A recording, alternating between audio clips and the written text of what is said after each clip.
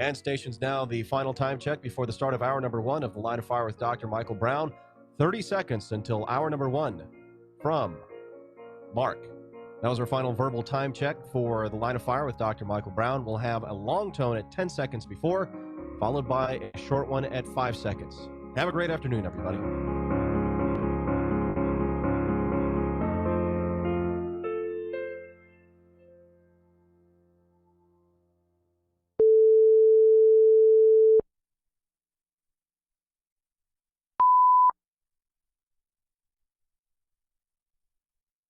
Friends, now is not the time to step back, be silent, be intimidated. No, now is the time to stand and speak.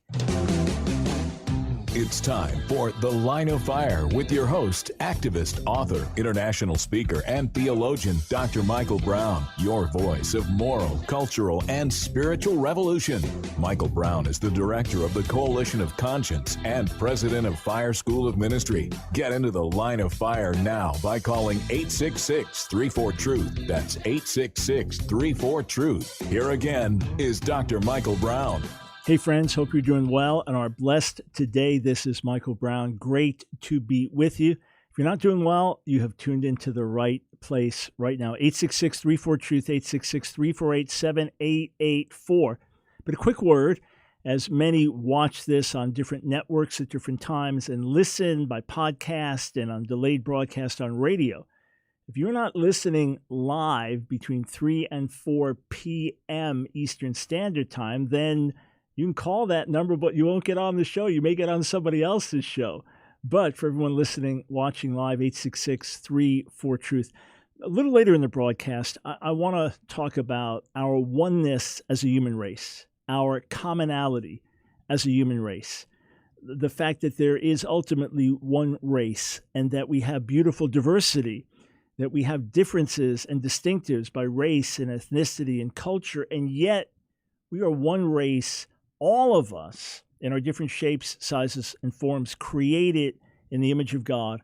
All of us fallen, all of us in need of redemption. I'm going to get to that a little later. I want to encourage our true unity, not glossing over differences, not looking away from justice issues, but focusing on our true unity. All right. I have a new article titled, "The Cancel Culture is Losing Its Mind." We have been tracking for you how crazy things are getting. And every day they get crazier. I could literally write a new article every day and not cover everything that's happening in this crazy world around us, with cancel culture seeking to dominate, seeking to silence, seeking to intimidate. And what we cannot do is cower. We cannot hide. We cannot withdraw. We cannot be ashamed of what we believe because the ridicule is getting more and more extreme. We need to speak up. We need to speak out with love, yes, with wisdom, yes, with compassion, yes, with grace, yes. But we must hold our ground and speak, or we will be swallowed up by an angry and even increasingly violent culture. Here, let me give you some examples in recent days. These are all within the last few days, some maybe a week old, but all very, very recent events. Breitbart reports Miss Swimsuit UK has been stripped of her title after posting the message "All Lives Matter" on her Facebook page. Now, Miss Swimsuit UK, the organization, had expressed strong sympathy for Black Lives Matter, and she posted something and said, yes, U.S., last year there were 9 unarmed blacks that were killed, but there were 19 unarmed whites that were killed. And she was saying all lives matter. You say, well, that's insensitive. That's not recognizing historic black suffering. Whatever, fine. But you don't strip her of her title. This is the insanity of the cancel culture. You do not dare express a dissenting position. This is what she wrote. Yes, what happened to George Floyd was wrong and unforgivable. But so is what happens to many other people of different races in similar situations. If they don't get to protest, loot, take over social media, create a day for their race, or even raise $10.3 million in aid of the person who passed. The majority of crime and deaths regarding black people is called by black-on-black crime that happens in America. Now, you might have a laundry list of issues with that, and you might say, look, the majority of white crime is white on white crime, and it's all within communities and so on and so forth. And I don't like the comment, and she sounded right. You could have all kinds of objections, or you could say, hey, I understand her point. Either way, you don't strip the person of their title over that. These days, you do. You do. All right, how about this example? Policemag.com reports this. 2 officers were ambushed and killed. One 39 years old. 2 officers knock on a door. They were called there. Guy behind the door is waiting for them, shoots them through the door, and then takes his own life. So it was a setup. It was an ambush. They were killed, and then the shooter took his own life. So the 39-year-old policeman left behind a 16-year-old daughter, Savannah Chavez. And this is what she tweeted. 16 years, 16. Her dad murdered in cold blood while seeking to be an officer of the law. She said, words cannot describe the pain I'm in, but I'm glad my dad is at peace. You're an amazing man, and anyone who ever came across you knew that. She said, I'm going to miss you so much. You died doing what you love most. You died a hero. I love you, Daddy. See you soon. And then hashtag Blue Lives Matter and a heart. What? What? She dared say Blue Lives Matter? She dared take away from the BLM movement? What? She dared misappropriate a slogan? After all, her father was not born blue. That was his own choice to be a policeman. There's no such thing as a blue life. She came under such attack, she deleted the tweet. 16-year-old girl, Hispanic on top of it, whose dad was just killed in cold blood. And you're going to attack her for saying Blue Lives Matter? For saying, hey, don't forget about the cops like my dad that put their lives on the line. Don't forget about them. Don't forget about all the good cops out there. Their lives matter too. You're not allowed to say that. And there's not enough understanding and etiquette. Of course, no etiquette in social media. There's not enough restraint that people have to not attack a 16-year-old girl for tweeting about her dad. This is the cancel culture is ruthless. Ruthless. How about this? ZeroHedge.com reports Facebook deplatformed a former employee who questioned the standard BLM diversity narrative. Patrick Shue, not sure how to pronounce his last name, Shyu, who also worked for Google in the past, had claimed in a video that, quote, diversity policies were creating more problems than solutions. So here is an Asian American, and he's fired from his Facebook job initially, and then Facebook deplatforms him. Deplatforms him. All of everything he had on Facebook for years, gone, disappeared. Every connection, every contact, gone, disappeared. And then YouTube shadow banned him. He's got like 770,000 subscribers on his tech site on YouTube. He gets shadow banned. So this is behind the scenes, basically restricting views and trying to hurt you and hinder you in different ways. And this is what he says on his YouTube video. Listen to this. So for 10 years, I said all great things. And then one time I say something that you may not necessarily like, that you disable my entire account and I lose access to all of the past 10 years of information and data I had. So for 10 years, I said... Yeah, and there's no explanation, he says, no appeals process. So 10 years, they like what he says, great. And then he says one thing they don't like, gone, canceled, remove all your stuff. I mean, picture you're living in a certain place, you put all your belongings there, and then all your records there, and all the family photos there, and someone doesn't like something you do, and boom, they get rid of all of it.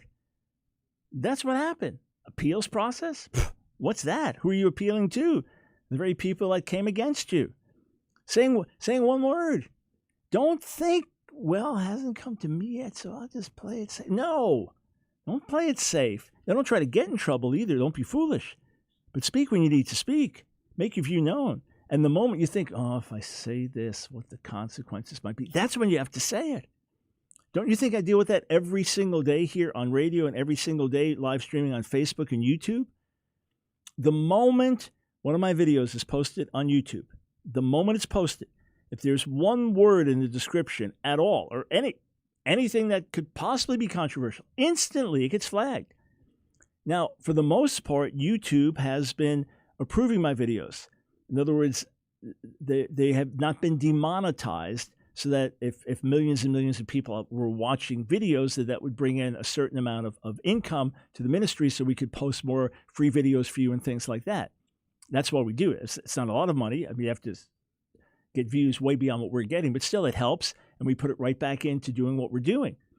So yeah, it matters. It's helpful for us to monetize the videos, but we don't think, well, if we say this, it won't be. No, we speak the truth in love. We speak the truth as before God, and then let the consequences let the chips fall where they may. And just the other day, it was actually over the weekend, we posted an excerpt of one of our videos, one of our radio shows, where I was answering questions from a gentleman from San Francisco called in. Great spirit, asked me about my views on gay Christianity and explained why I felt the way I did. So we pulled that, we excerpted it. The moment it was posted, before anyone even saw it live, just privately, had one view. The moment the word gay appeared, instantly it got flagged. Now, it was reviewed and it was approved. Okay, great. But either way, we know day and night we're going to say things that don't get approved, that don't get monetized, and that could get us in hot water. We seek to honor the Lord and speak what is right, rather than live all bottled up and compromised and squeezed into a little corner. It's no way to live. Let's go a little further. John Gray, emeritus professor at the London School of Economics, gave this perspective from the UK. He said, today, we are no longer living in a free society. He said, instead, we're ruled by those who try to enforce their extreme views by shaming and ruining those who think differently. He said it's not far-fetched to compare the methods of this woke movement to those of Chairman Mao's Red Guards who terrorized the Chinese people half a century ago. And then, giving some examples in the universities, he said critical race theory, a sub-Marxist ideology in which white privilege is invoked to explain all kinds of injustice, is increasingly being taught as part of decolonizing the curriculum. He said, indeed, no subject is immune from this re-education campaign in our schools and universities. Academics at Birmingham City University have proposed that Mozart be eliminated from music teaching and replaced by the rapper Stormzy. Eton College has announced it will change the teaching of history, geography, religion, politics, and English, along with school assemblies and societies, in order to ensure that, quote, decolonization is enforced across the board.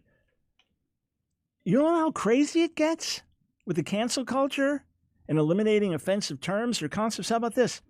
From Australia, Daily Mail reports, there is a new push, get this, to rename body parts.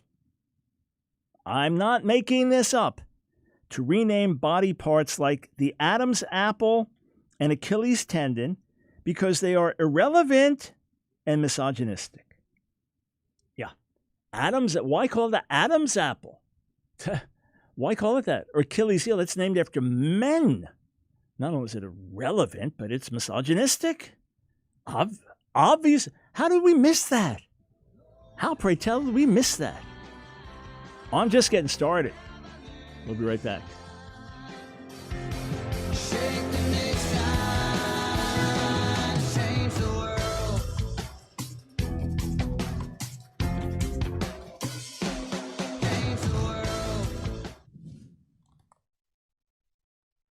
So how did the fall affect humanity? Well, profoundly, deeply, in every way. We went from fellowship with God to separation from God. We went from spiritual life to spiritual death. We went from the potential of living forever to now having bodies that will decay and die. We went from trust to fear.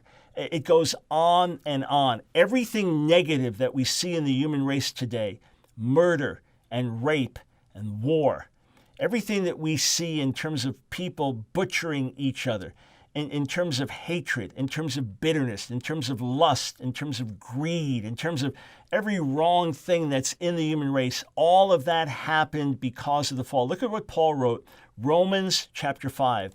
Romans 5, he says this, therefore, just as sin came into the world through one man and death through sin, and so death spread to all men because all sinned. So every human being is born with a death sentence hanging over them. Every human being is born fallen, meaning that it is our nature to sin. Every human being is born as an object of wrath.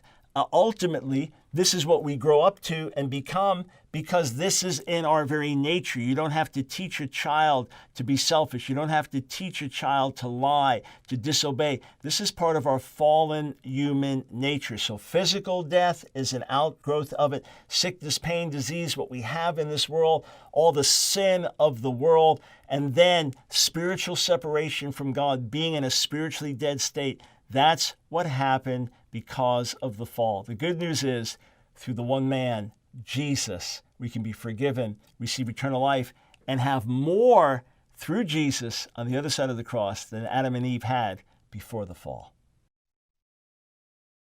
Burning, cleansing flame, send the fire. It's The Line of Fire with your host, Dr. Michael Brown. Get into the Line of Fire now by calling 866-34-TRUTH. Here again is Dr. Michael Brown.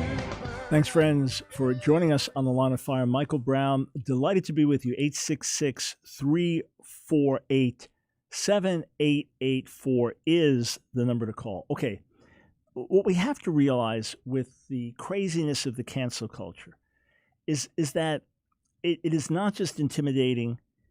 It is not just extreme in terms of just wipe your presence off the map if possible, hence the name cancel culture. But it's violent. Not all of it is violent, but some of it is violent, and more of it will turn to violence because there's no reasoning with it. There's no logic. There's no sharing facts and information because this is a mindset.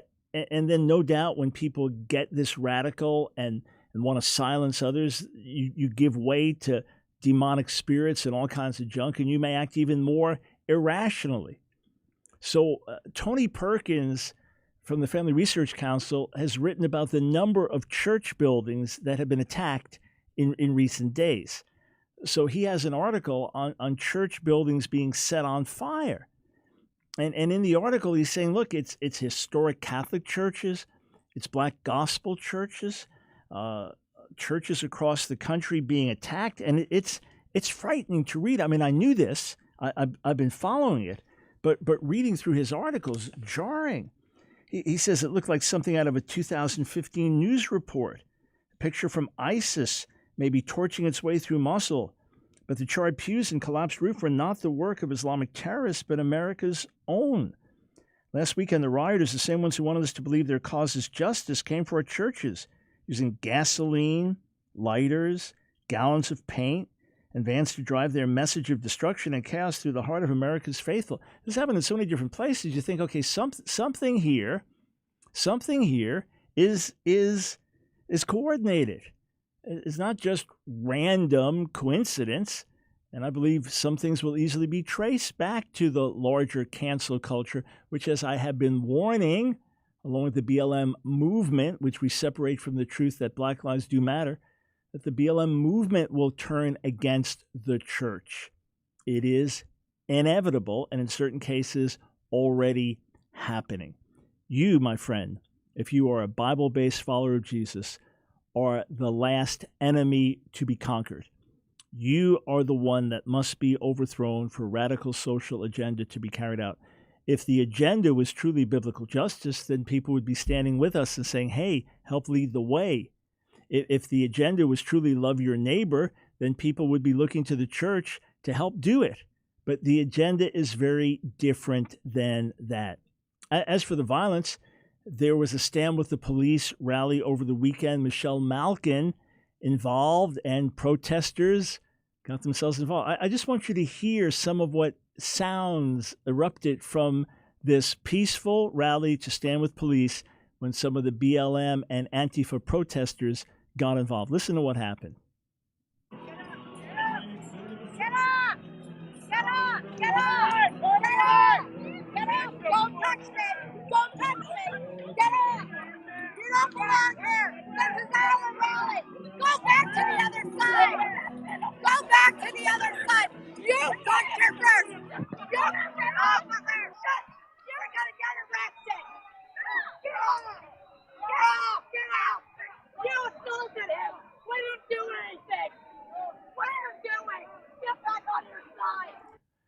Yep, those are the wonderful protesters standing for justice, standing against police brutality.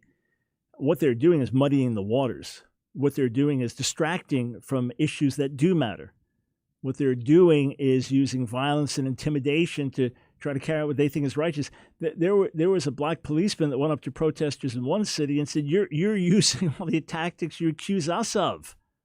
What are you doing? And he's looking around and he's getting yelled at by white protesters. The white protesters using disorder and chaos to advance their cause, which is allegedly Black Lives Matter, yelling at the black man that's there. What kind of garbage and nonsense is that? But friends, that's what we are facing. And look, what you need to understand is this is part of a larger mindset and culture that has been building. It has been building in the universities. It's well documented. Building in the universities, building in children's schools, building in other settings, building in corporate America where opposing views are forcefully oppressed. When many people wonder, well, what's the appeal of Donald Trump? He's vulgar, he's this, he's that, he's got a checkered past. What's his appeal? A lot of his appeal was he was speaking up for the people that felt they lost their voice. There's white supremacy. It had nothing to do with white for the vast majority of people. It had to do with ideology. Here, look at this. Harvard University. Are you ready for this? This is back from March. But listen to this. Harvard University, Harvard newspaper finds 1% of faculty members identify as conservative. Just chew on that. Chew on that. March 4th, 2020, Harvard newspaper survey finds 1% of faculty members identify as conservative. This was reported on the Washington Examiner. Harvard University student newspaper published the survey results on Tuesday of nearly 500 members of the faculty. That's a good cross-section of however many thousands of profs they have. 500 would be a good cross-section. Of those who responded, 38% identified as very liberal, while 41% identified as liberal. Another 19% said they were moderate, and only 1.5% of the respondents said they were conservative or very conservative. 1.5%. So, I mean, you're not even talking 2 out of 100 would identify as conservative or very conservative. That's the environment in which students are learning. That's the environment in which other professors come in. You want to get your tenure. You want to be accepted. You want to be recognized. You better keep your mouth shut. You better zip it if you hold to biblically conservative views. You want to you be a student there. You want to get ahead in the program. You want to be recommended. Keep your mouth shut. If you got biblical stands, you are in big trouble. Harvard, one of the most prestigious universities on the planet. And Harvard may be a little more extreme than some, but this is not that uncommon. And out of all those surveyed, only 3 said they would vote for Trump. This is the ideology on the campus. And it's not just the ideology, it is an oppressive, aggressive ideology. Oh, and some more news. How about this? Trader Joe's. Trader Joe's, big national chain. There was a petition, 1,800 signatures. That's nothing for a big national chain. But no, they're acting now. As I tweeted out, Trader Joe's will be eliminating, quote, racist packaging, such as Trader Ming's for their Chinese packaging. So they'd have these different ethnic names for different ethnic foods, or so Trader Ming's for Chinese packaging. Well, I had to get a little sarcastic here in my tweet. I said, but they still don't get it. The company is so sexist with a name like Trader Joe's. It's how patriarchal, how male-dominated. They should change the name to Trader Jane's. Why not? Is this, friends, is this any more crazy or radical or extreme than wanting to get rid of Adam's apple and Achilles heel? Is this any more extreme than deplatforming someone because they question certain views on BLM movement and diversity? Or taking away someone's title, earned title, because they posted All Lives Matter? What? No, friends, this is why I'm urging you, stand up, speak out without shame. Let me say it again. Our goal is not to be troublemakers. Jesus says in Matthew 5, blessed are the peacemakers, for they'll be called children of God. And Hebrews 12 says, live at peace with all men as much as it's possible. And Romans 12 says that we don't get overcome with evil, we overcome evil with good. In other words, if we're attacked violently, the goal is not to be more violent, but to overcome that violence, to overcome that hatred with love and with the truth of the gospel. It doesn't mean we don't use self-defense, and certainly we appreciate police and law enforcement and all of that, absolutely. But friends, Jesus said, what you're told in secret, shout from the rooftops. Let the truth be heard. Let the truth be known. Let the message be proclaimed without fear. And yes, I am your voice of moral, cultural, and spiritual revolution, your voice of moral clarity, and moral sanity and spiritual clarity. That's what I seek to be. I seek to understand what's important to you and to the Lord and articulate it with the great platforms we have, with radio, with TV, with internet, with writing, with speaking, with everything we can do to get the message out. So I have a platform that you may not have to shout something out, all right? But you each have your own platform. You can, look, you just, if you think, wow, Dr. Brown, I like the way you said it, then share it. Share a link. Tell someone to tune in and watch. Tell them to download the podcast, read the article, help get the message out in that way. But friends, it's not just my voice, it's your voice. Let your voice be heard in your family, in the workplace, in the schools. Young people, time to stand, because you back down, the pressure's only going to get more intense. And you'll find there are others who feel the same way you do. They just don't have the courage. When you speak up, they'll come privately and say, I agree with you. And okay, well, let's speak up together. All right, friends, if you want to help amplify our voice, if you're watching on the Ask Dr. Brown Facebook page, click on the donate button. Your gift, whether it's $1 or $100, helps us keep doing what we're doing. If you're watching on the Ask Dr. Brown YouTube channel, right beneath the chat box, there's a $. Click on that.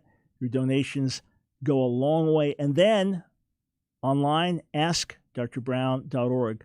Click on donate. Let me say again, together, we're making a difference. We come back, some encouragement about the one human race.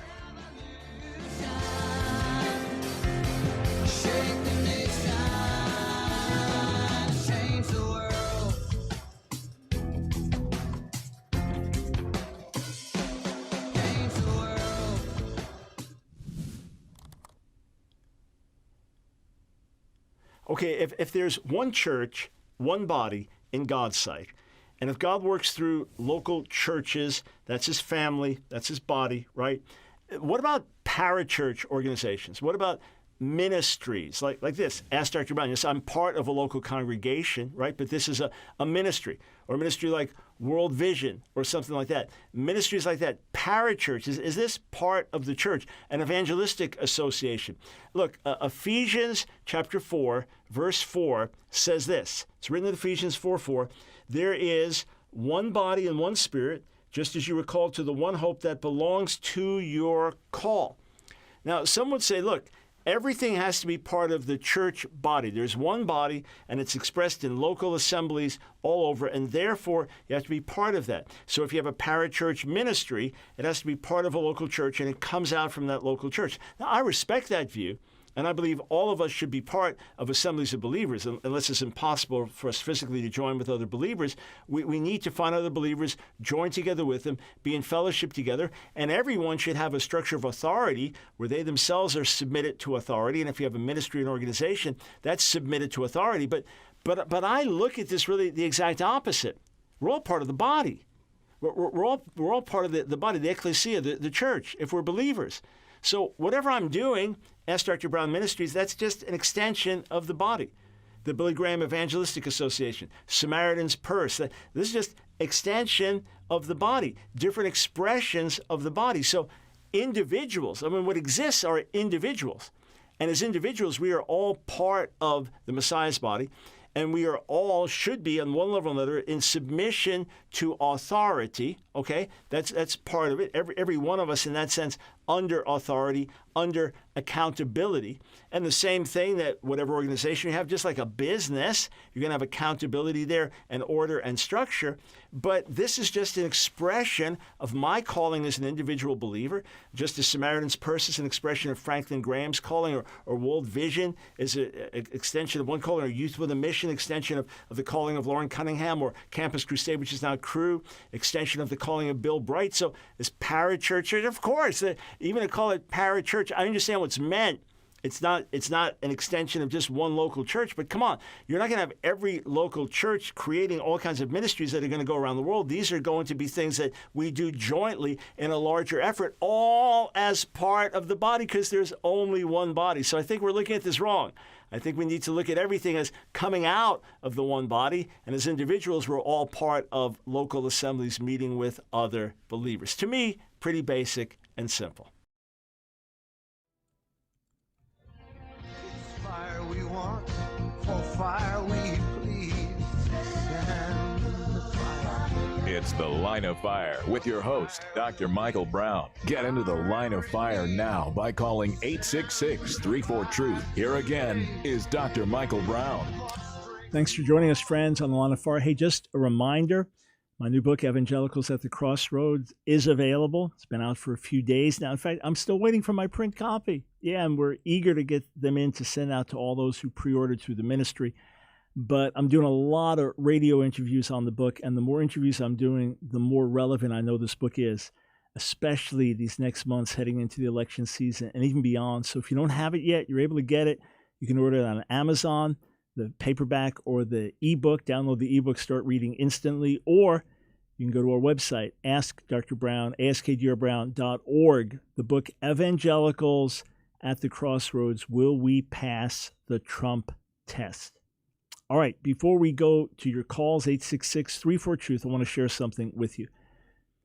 One of the things that grieves me the most about racial tension in America is that where there wasn't tension, where there was harmony before, now suddenly you're wondering about everybody. How are you looking at me? How am I looking at you? What are you thinking? What am I thinking? In other words, that race becomes an issue where it wasn't an issue. Now, there is no question that in many places in America, race still is an issue. I'm not denying that. And where race is an issue and when there is unequal treatment because of race, where that's genuinely happening, we need to address it. But for the most part, most of us have gotten along pretty well across racial lines, ethnic lines. For the most part, we're happy to be in integrated settings and have friends that are from different races and different ethnicities. We work together in settings like that. I know not universally across America. Again, I'm not downplaying where racism does exist. But for the most part, I don't believe in our day-to-day interactions that we are deeply racist. So maybe I'm projecting from my own heart, my own relations, and the people that I know and work with. But I was in the grocery store the other day, and suddenly I was just struck. It didn't overwhelm me to the point of I had to run out of the building and get on my face and weep, but I was just struck with this realization and with this pain. This one race, I mean, diverse, with all kinds of distinctives and backgrounds and cultures, and as I've traveled the world, that's one of the things I love most, is being around believers from all different backgrounds and being in different cultures. And yeah, I don't understand the language and don't know a lot of what's going on, but just that's part of the beauty and power of it. It's amazing for me to see and experience, and very humbling. And you go in there as an American, not to teach everybody, look at what we're doing in great America, but to serve and to honor. And I just was so struck by it as I looked around the grocery and the gals that were helping as I was checking out, and I was just thinking, we're one human race. We're one people. Look at what Paul said in Acts the 17th chapter. Paul is in Athens. He's on Mars Hill. And he stands in the middle of the Areopagus and says, "Men of Athens, I see that in all ways you're very religious. For while I was passing through and observing the objects of your worship, I even found an altar with this inscription, 'To an unknown God.' Therefore, what you worship without knowing, this I proclaim to you, the God who made the world and all things in it, since he is Lord of heaven and earth, does not live in temples made by hands, nor is he served by human hands as if he needed anything, since he himself gives to everyone life and breath and all things. From one person, from Adam, from one he made every nation of men to live on the face of the earth, having set appointed times in the boundaries of their territory. They were to search for him and perhaps grope around for him and find him, yet he is not far from each one of us. For in him we live and move and have our being, actually quoting from pagan poets as he's speaking there. But notice that from one he made every nation of men to live on the face of the earth. In a very deep and real way, it's not just trite to say there's one race, the human race. It is truth. It is reality. We are a different species. We alone of all God's creation are created in his image. We alone have capacities and abilities that the rest of the created world does not have, the animal world and everything else. Even the lofty angels, as unique as they are, do not have the unique status that we do because Jesus died for us. And the Son of God came into this world as a human being for us. And we are fundamentally one race. We have different colors. We have different backgrounds. We have different customs. But what joins us together is infinitely more than what divides us. Look at what Paul wrote in Colossians, the 3rd chapter. He's talking about pulling down carnal, fleshly strongholds in our lives.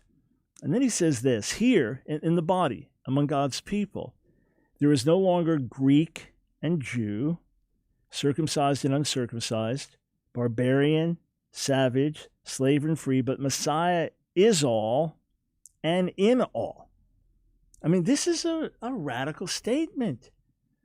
I mean, the divisions between Greeks and Jews, between the civilized and the uncivilized, between slave and free, massive divisions. Paul's saying, in Jesus, we're one. And then look at what he writes in Galatians 3. This passage even better known than the one in Colossians 3. Galatians 3, 28, 29, there is neither Jew nor Greek. There is neither slave nor free. There is neither male nor female. For you are all one in Messiah Jesus. And if you belong to Messiah, then you are Abraham's seed, heirs according to the promise. I've been in India and been involved with friends where their wedding was very controversial because it was the child of an untouchable family marrying the child of a high caste family. It's unthinkable. And yet in Jesus, they came together as one. I remember reading an account of a famous Russian professor who was an atheist.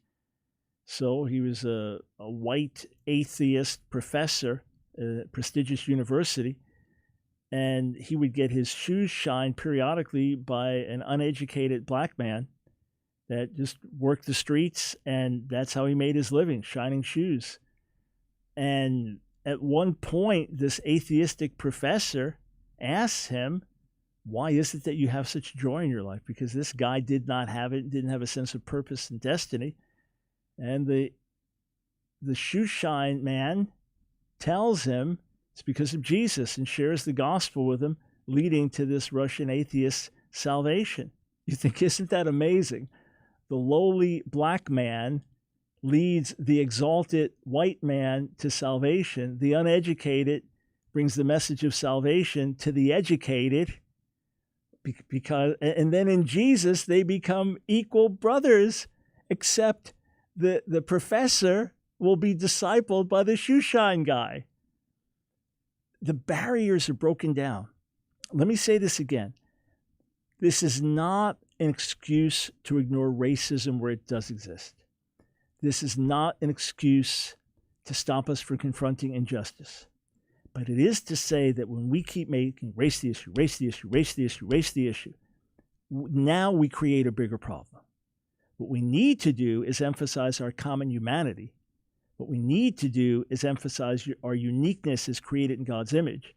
What we need to do is cultivate unity within the body and intentionally cross ethnic and racial lines to work together and show solidarity as one and honor one another and serve one another and set an example for a watching world.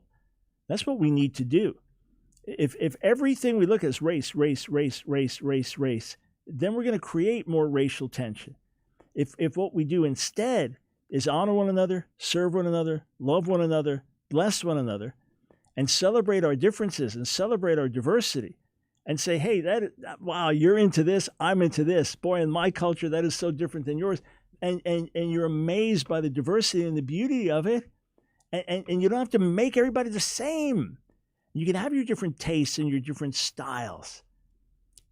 Look, as I've traveled the world with, just counted the other day, because I knew it roughly in my head, but like 160-something overseas trips, and then total times out of the U.S., like Canada, Mexico, you added maybe a couple hundred times.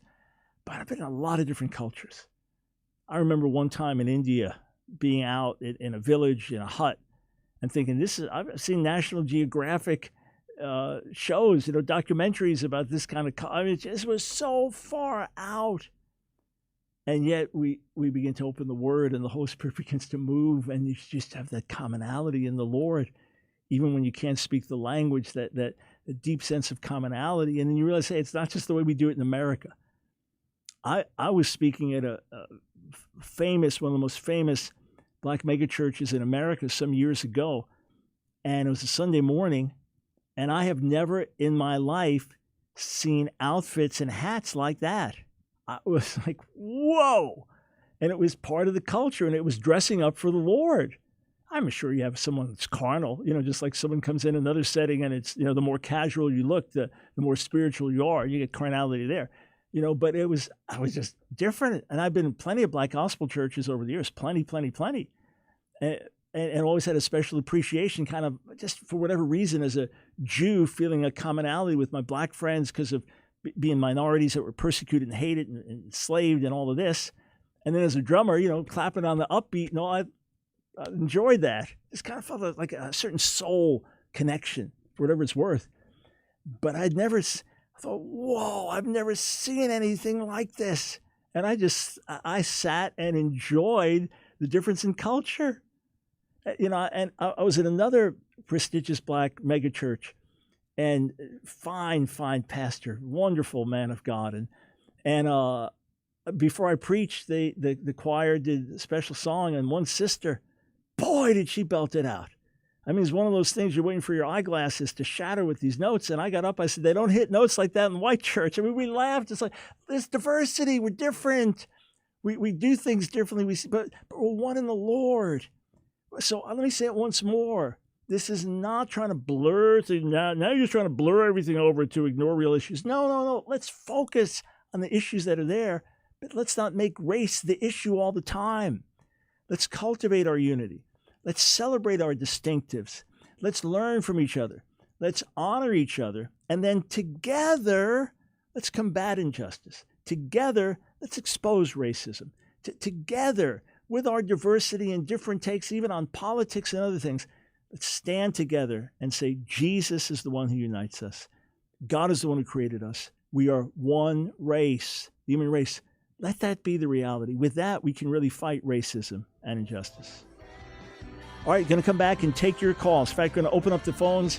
Any subject under the sun you want to talk to about the last few minutes, phone lines are open, 866-348-7884.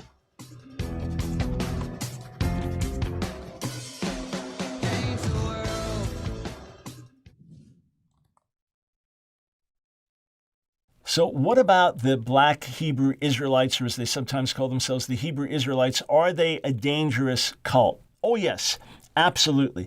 You might have some who are very mild in their views, who simply believe that as blacks, that they are the original descendants of Israel, and they preach salvation through Jesus like anyone else. Okay, that's fine. But the ones that you find on the street corners, the ones that you find aggressively putting forth their message, they are full of hostility, they are full of hatred, they are bigoted, they are Jew haters. In other words, someone like me, they claim that we are the manifestation of Satan, that the white man is the manifestation of Satan. Many of them do not preach the Jesus of the Scripture in any real respect. They preach a cult figure, Yeshua, or whatever name they give to him. And they would say that basically all blacks are the original descendants of Israel. So are there black Jews? Yes, absolutely. Like there are white Jews. Are there black Israelites? Yes, just like there are white Israelites. But are all blacks the descendants of the people of Israel? No, of course not. Categorically not. That is not so. That's part of their false teaching. Many of them are thoroughly legalistic in their teaching and then add in other customs. They are a cult. They are dangerous. They're spreading. Here's what Paul wrote in 2 Corinthians, the 11th chapter. He had this concern. He said this, if someone comes and proclaims another Jesus than the one we proclaimed, or if you receive a different spirit from the one you received, or if you accept a different gospel from the one you accepted, you put up with it readily enough. There is something happening now with the Hebrew Israelites, with the black Hebrew Israelites, especially in inner cities, especially in different African-American communities in America, where they are gaining more and more following. But because they bring people into bondage, not freedom, because they practice hate and promote hate rather than love, because they preach another Jesus, when we bring the real message of truth and liberty and salvation through the Messiah, not through a white Jesus, but through the biblical Messiah, they'll find liberty. And theologian Dr. Michael Brown. Your voice of moral, cultural, and spiritual revolution. Get into the line of fire now by calling 866-34-TRUTH. Here again is Dr. Michael Brown. Hey friends, you may not have seen my article that went up, Sunday, when was that? Sunday, July 19th. You may have missed that article, which is Sin is the Problem and the Gospel is the Solution. We have to get back to that. We have to get back to that. We have to get back to that. There's no other here. 4 more years of Trump, is that going to save America? 4 years of someone else, is that going to do it? Oh, there may be important things that happen as a result of the election. I'm not downplaying that, but are they going to solve our deepest problems? Are they going to come anywhere near our deepest problems? Are they going to even focus on the things that are destroying our culture? Not a chance. So yeah, we vote. Vote's important, but far, far, far more important is our witness and our effectiveness, bringing the gospel to our communities and living as believers. 866-34-TRUTH. Let's go to Troy in Winston-Salem, North Carolina. Thanks for holding, and welcome to the Line of Fire. Hey, Dr. Brown. Thanks for taking my call. You're welcome. It's good to be part of God's only race, the human race. My desire would be to see God sweep this nation with an ambassador for Christ's movement to let clean-hand Christians, Spirit-filled Christians, just really go to town for the glory of God and start professing Jesus. And I think the motive would be, the message would be repent, for the kingdom of God is at hand. Yeah. And God's judgment is going to fall. He's going to clean house. It's inevitable. It's in His word. He said He will, and it's not going to return void. But my question for you, I've been studying God's personality, and I was very encouraged studying when He destroyed, or the angels of the Lord came and destroyed Sodom. Lot lingered in that city, and the angels grabbed Lot by the hand, his wife by the hand, and his 2 daughters by the hand, and escorted them out before the destruction. I was very encouraged by that. My question is, did something similar happen to that effect when Moses enacted God's power of God, when God enacted the plagues on Pharaoh in Egypt? Did that same situation may have duplicated? I'm just studying God, trying to learn God's personality on this. But yeah, he may be able to save me some time. Yeah, Troy, he loves to show mercy. It says about God in Micah, the 7th chapter, one of the lines about him in Hebrew, Ki chafetz chesed hu, because he delights in showing mercy. And there's a different word for mercy that's used there in Genesis 19, but the mercy of the Lord is displayed directly as Lot, and there's destruction comes. You got to get out of here. And his sons-in-law were just mocking. You're joking. It's not real. Come on. So they ignored the warning and died. Yeah. So God is constantly offering opportunities. Jesus says in Matthew 23 to Jerusalem, because judgment's about to come, He said, "How often I long to gather you together as a hen gathers her chicks under her wings, but you were not willing." And then in 2 Peter 3, it says that God's not willing that any should perish, but that all should come to repentance. That's why he is so long-suffering and delaying judgment. We see in Genesis 15 that before the children of Israel could take the promised land, they had to wait 400 years, some of that time, some of those centuries, suffering in slavery in Egypt because the iniquity of the Amorites was not yet complete, meaning it had to get to a certain level before God would say, all right, you have to be judged and dealt with. So the idea of the God of the Bible just being kind of cavalier, like, why you jerk, push, it's like another fly, disobedient human, get him, crush her, up there. And the angel's just looking who did something wrong, just get him, kill him. If that was the case, the human race would have been fully extinct, extinguished, destroyed, demolished, every last one of us, gone long time ago. So we stand every day, we breathe by the mercy and grace of God. Specifically in Exodus, though, it doesn't mention anything like that where God reached out for the straggler and showed exceptional mercy, but the warnings were overwhelmingly clear, so clear that people got it. The Israelites got it, and they realized, okay, if we stay over here, we're safe. We go over there, we're in trouble. And it was just self-evident. Don't go where the judgment is. Stay where it's safe. And Jesus in John 17 prayed this for the disciples, for his apostles. He said, I don't pray that you take them out of the world, but that you keep them from the evil one. So God can keep us, preserve us safely in the midst of an evil and wicked world. And it's by his mercy. Hey, thank you. Thank you for the question. I appreciate it. Let's go to Isaac in Austin, Texas. Welcome to the Line of Fire. Hey, Dr. Brown, thank you so much for taking my call. I really appreciate it. You Sure have thing. Been a blessing to the body of Christ and specifically in my life. So I just want to thank you for everything you do and always speaking with clarity. So thank you so much. You are very welcome. I have a quick question for you. I'm reading your book right now, Revolution. Mm-hmm. And it's a fantastic book, first of all, going through it my second time. And so the question I have is in light of one of the steps that you outlined towards the end of the book, which is keep the goal in clear view, identify the purpose of our spiritual battle and focus of the enemy that we must combat. So the question I have is, who is the enemy in our current context, or are we just looking at any system that stands against the supremacy of Christ? Yes. I guess the question I want to know is how broad am I supposed to be, or how specific should I be? Well, Isaac, it's a great question, and it's kind of a both and answer. So in my book, Revolution, which is a call for a non-violent resistance, a call to put down the sword and take up the cross. It's not talking about military issues, not talking about self-defense. It's talking about the advance of the gospel, how we live. So there are strategies, basic philosophies, and one of them is to keep our goals in mind and to understand the enemy that we're opposing. So it's macro and it's micro. On a macro level, Isaac, the systems that set themselves against God, be it like I mentioned earlier in the show, Harvard University, where only 1.5% of the faculty that responded to a survey identified as conservative or very conservative. So there is a radical liberal ideology there that will be hostile to biblical values, hostile to our views of God, hostile to our conservative values that come from Scripture. So we are fighting a mentality in the society, a God-mocking mentality, a mentality that wants to brand us a certain way or put everyone in a column.